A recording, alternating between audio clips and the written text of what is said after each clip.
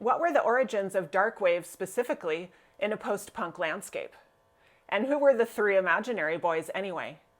A couple questions we're going to look at and more in today's video, where I'm going to introduce a book I'm reading, new book by Lol Tolhurst, former drummer of The Cure in the early days. And we're going to look a little bit at Three Imaginary Boys as a song, the atmospheric aspects of it, the alienation it invokes and talks about as a theme of darkwave music. And at the end, I will attempt to play the guitar solo from the song on the piano. So let's get into it. I'd like to talk today about one of the big themes of darkwave music, and certainly was for me as a youngster, existential confusion, right? Alienation. In England, there were political reasons people were feeling disturbed, and that was happening here in the US as well. Now, Lol was a childhood friend of Robert Smith's, and they started The Cure together. Tolhurst had to be kicked out later from alcoholism, as he freely admits and discusses in his books. But I am loving what I've read, which is only one chapter of this new book. And so we're going to start by talking about Three Imaginary Boys, the song, and then get a little bit into what he describes about how it all started. And specifically what I'd like to look at from him, because I didn't know all of these things, right, that I'm learning from this book. How did the post-punk landscape make the way for goth, make the way for darkwave, make the way for emo, mod, whatever kind of words we want to use? And he makes the point in the book that labels aren't important. He didn't originally want to title the book Goth, but it's a commonly used label. Okay, so let's get into it, and we'll start at the piano talking about Three Imaginary Boys. Let's talk a little bit about the song Three Imaginary Boys, and then I'm going to pull a couple quotes from the first chapter of Goth that helps me understand the song as well. So I'll put some lyrics on the screen and just show you we're dealing mainly with three chords. We have the E minor, the G, and the B. You like that sound of mystery at the end? I do. I like how that chord does that. Now notice I'm not saying like 1, 2, 3. I'm going like 1, 2, 3, right? It's actually kind of swingy. It's almost kind of bluesy, something I didn't know or think about until I tried playing it.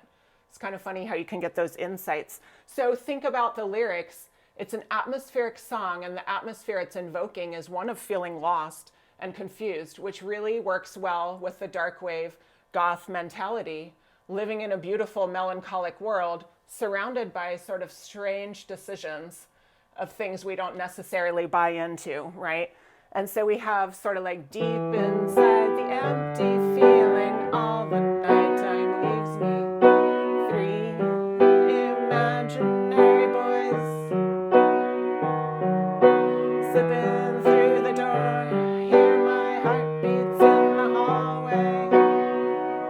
And so we get the feeling that we're sneaking around somewhere, almost like how I feel sometimes in the world I live in, okay? Which brings us to Lol Tolhurst. First thing I want to say about this book is that the dedication is wonderful, and it really speaks to what I just kind of quoted from Three Imaginary Boys.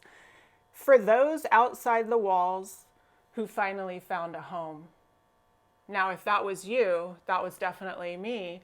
Maybe you felt too the beauty in these songs, these pieces that looked at the darker side, the difficult side of what was going on.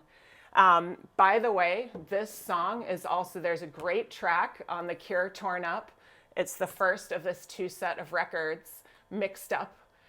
Beautiful version of Three Imaginary Boys that starts with the question, can you help me, in the background before they even start the song. And that connects back to a couple more quotes. So I'm going to conclude the book part with just a couple specific quotes that I think show how Tolhurst is trying to explain where this goth mentality came from, why darkwave might have popped up after punk. And he does a great job explaining that. So let's get into the book, and then I will attempt to bust out a guitar solo on an acoustic piano.